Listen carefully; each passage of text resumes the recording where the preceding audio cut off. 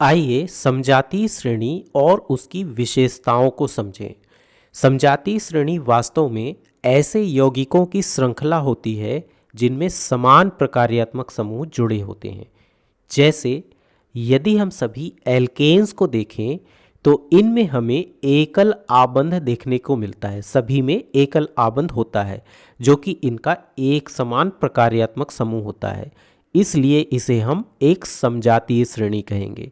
इसी तरह से यदि हम सभी एल्कीन को देखें तो इनमें हमें सभी में डबल बॉन्ड या द्वि आबंध देखने को मिलता है जो कि इनका समान प्रकार्यात्मक समूह होता है, इसलिए यह भी एक समजातीय श्रेणी होती है। इसी तरह से यदि हम सभी एल्काइन को देखें तो इनमें भी हमें सभी में त्रि आबंध यानी कि ट्रिपल बॉन्ड देखने को मिलता है जो कि इनके प्रकार्यात्मक समूह को दर्शाता है, इसलिए यह भी एक समजातीय श्रेणी होती है। इसी तरह से हमारे पास ऐसी समजातीय श्रेणी भी हो सकती हैं जिनमें कोई अतिरिक्त प्रकार्यात्मक समूह जुड़ा हो। जैसे हम सभी अल्कोहल को ले सकते हैं, इनमें सभी में OH समूह जुड़ा होता है जो कि इनका प्रकार्यात्मक समूह होता है, इसलिए यह भी एक समजातीय श्रेणी होती है। यहाँ पर हमारे पास कोई और भी प्रकार्यात्मक समूह हो सकते हैं, एक या एक से अधिक प्रकार्यात्मक समूह हो सकते हैं, लेकिन महत्वपूर्ण यह है कि सभी में एक समान प्रकार्यात्मक समूह होना चाहिए। ऐसी श्रेणियों को, ऐसी श्रृंखलाओं को हम समजातीय श्रेणी बोलते हैं। इनके इस परिचय के बाद आइए हम इन समजातीय श्रेणी की कुछ विशेषताओं को देखते हैं।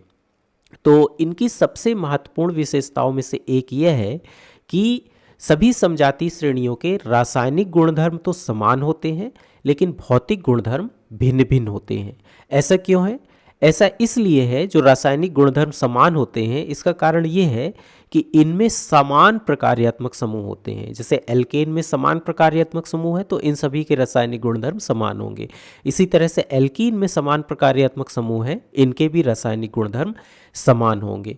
रासायनिक गुणधर्म का समान होना हमारे लिए काफ़ी महत्वपूर्ण है, क्योंकि इसके कारण यदि हमें यह पता चल जाए कि जैसे कोई एक एल्कीन किसी अणु से किस तरह रासायनिक अभिक्रिया करता है, तो हम यह भी बता सकते हैं कि बाकी एल्कीन उस अणु से कैसे अभिक्रिया करेंगे, यानी उनकी अभिक्रिया भी समान होगी और हमें लगभग मिलते जुलते एक समान जैसे उत्पाद प्राप्त होंगे। लेकिन इनके भौतिक गुणधर्म अलग अलग होते हैं, जैसे इनके द्रव्यमान अलग अलग होते हैं। वास्तव में किसी समजातीय श्रेणी में द्रव्यमान ऊपर से नीचे की तरफ जाने पर बढ़ता जाता है, इसी तरह इनके गलनांक और क्वथनांक भी बढ़ते जाते हैं। तो इस प्रकार चूंकि इनके प्रकार्यात्मक समूह समान होते हैं, इसलिए इनके रासायनिक गुणधर्म समान होते हैं, लेकिन इन सभी में परमाणुओं की संख्या अलग अलग होती है और आबंधों की संख्या अलग अलग होती है, इसलिए इनके भौतिक गुणधर्म अलग अलग होते हैं। आइए अब इनकी कुछ और विशेषताओं को देखते हैं। यहाँ हम एक सदस्य से दूसरे सदस्य की ओर जब जाते हैं तो हम देख सकते हैं कि कार्बन के परमाणु में एक परमाणु की वृद्धि होती है, लेकिन हाइड्रोजन के परमाणु में दो परमाणुओं की वृद्धि होती है। यहाँ पर एक परमाणु है कार्बन का, यहाँ पर दो है। इसी तरह से हाइड्रोजन के यहाँ पर 4 हैं, लेकिन यहाँ पर 6 हैं। इसी तरह से इस सदस्य से इस सदस्य की ओर यदि हम जाएं तो यहाँ पर भी हमें कार्बन के परमाणु में 1 की वृद्धि और हाइड्रोजन के परमाणु में 2 परमाणुओं की वृद्धि देखने को मिलती है। इसी तरह से एल्कीन की यदि हम बात करें तो पहले और दूसरे सदस्य के बीच भी कार्बन के परमाणु में 1 की वृद्धि होती है और हाइड्रोजन के परमाणु में 2 की वृद्धि हो जाती है। इसी तरह से इस सदस्य और इस सदस्य के बीच का अंतर यदि देखें तो यहाँ पर भी कार्बन के परमाणु में 1 की वृद्धि और हाइड्रोजन के परमाणु में 2 की वृद्धि देखने को मिलती है। और यदि आप चेक करेंगे तो बाकी जैसे एल्काइन है या अल्कोहल है, इनमें भी आपको 2 सदस्यों के बीच में CH2 का ही अंतर देखने को मिलता है। तो इस तरह से हम कह सकते हैं कि सभी समजातीय श्रेणियों में एक सदस्य से उस परिवार के अगले सदस्य के पास जाने पर हमें CH2 का अंतर देखने को मिलता है। यानी यदि हमसे ये कहा जाए कि किसी एक सदस्य के बाद का सदस्य कौन सा होगा, तो हमें वहाँ पर CH2 जोड़ना होगा और हम उस सदस्य को प्राप्त कर सकते हैं। इसी तरह से किसी सदस्य से पहले वाले सदस्य को प्राप्त करने के लिए वहाँ पर हमें CH2 घटाना होगा। आइए अब हम इन समजातीय श्रेणियों के लिए सामान्य सूत्र देखें। हम यहाँ पर एल्केन, एल्कीन और एल्काइन की बात करेंगे, अभी हम एल्कोहल की बात नहीं करेंगे। तो हम एल्कीन से शुरू करते हैं। तो यदि यहाँ पर हम ध्यान से देखें तो जैसे एल्कीन के पहले सदस्य में कार्बन के 2 परमाणु हैं लेकिन हाइड्रोजन के 4 हैं, यानी हाइड्रोजन के परमाणुओं की संख्या कार्बन के परमाणुओं की 2 गुनी है। इसी तरह से दूसरे सदस्य में भी कार्बन के 3 और हाइड्रोजन के 6 हैं, यानी हाइड्रोजन के परमाणुओं की संख्या कार्बन परमाणुओं से 2 गुनी है।